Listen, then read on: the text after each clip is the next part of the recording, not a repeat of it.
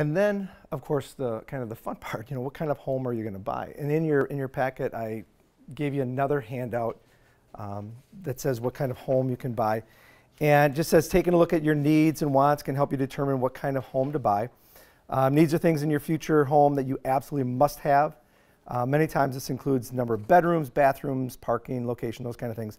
The wants are nice, but you may be willing to compromise more on them. So again, this is where you can kind of fill in, just kind of get an idea of what's important to you. So if you go through this, you can, again, put some of your thoughts down on it. And then as you start to look at properties that are out there, you got a pretty good idea of what it is that you're looking for. And then shopping for the home.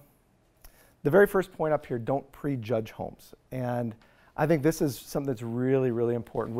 With my students, remember, I'm working with juniors and seniors in high school, and some of them will look at me like, come on, seriously, I'm not going to be buying a home anytime soon. I actually had a former student of mine who went into an apprenticeship program to be an electrician. 2 years out of high school, he bought his first home because he didn't want to pay rent. He knew he was going to work for this company. He knew he wanted to live there. This deal came up, and it all worked out great for him. But the prejudging part, I think a lot of people have these kind of grandiose ideas of they're going to have the house of their dreams. That very first house is going to be this big, great, great thing. And I think you've got to be a little bit more realistic. And when my daughters came in and brought this, my first home that I looked at, I'll never forget because I drove up to it and the price of it was really, was pretty good. And when I drove up, this is what I saw. Newly married, little ranch home, 3 bedrooms, a finished basement. And I thought, oh, this looks okay. Then I walked in. And I walked into a living room, first of all, that had a path. It was like off-white carpet with a path where people had walked through. So you could see that, so the carpet was bad. Big, cheap wood paneling around the fireplace. And I'm thinking, oh my God, there's no way. And then I walked in the kitchen. And that's what I saw in the kitchen. And it was, this was the mid-90s, and it was like walking into the Brady Bunch, in the 1970s, and I'm thinking, there is no way that we're going to buy this house. And I went into the master bedroom, same thing, dirty, matted carpet around where the bed was. But then I started thinking, well, the size of the bedroom's pretty good, and there's a bathroom right off of it, so that's kind of nice. The middle bedroom, they had just replaced the carpeting. The third bedroom, red and orange shag carpeting. I went down in the basement, and the basement had a finished basement with just a rug thrown down.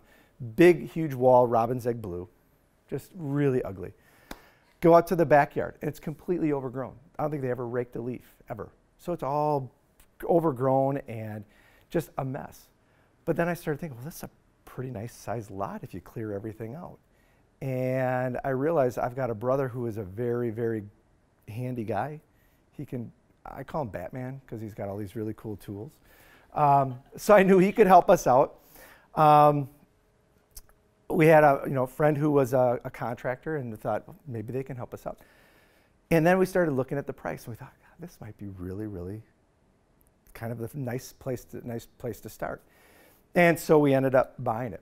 And the interesting part of the story, the people who own the house actually bought the house right next door.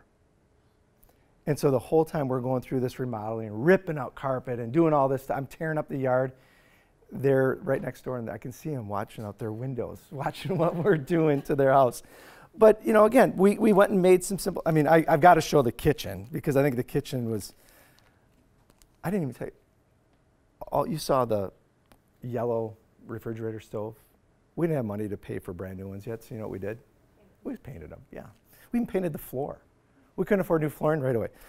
So again, we painted the cupboards and, again, lightened it all up, changed the carpeting, and it was great. And the best part about it, again, about being a homeowner too, is I think the investment part that goes into it. Because you're going to get, in most cases, you're going to get out of it what you put in. And again, the value of that home shot up afterwards too. So anyway, the prejudge, again, I like to take a little bit of time on that because I think it's important, because there's a lot of opportunities out there, and there's a lot of opportunities to make things. And of course, we all want to be the next Chip and Joanne, right? You know, but at the same time, I mean, the realistic thing is that, yeah, there's a lot of really good things out there, and you can do some really good things too.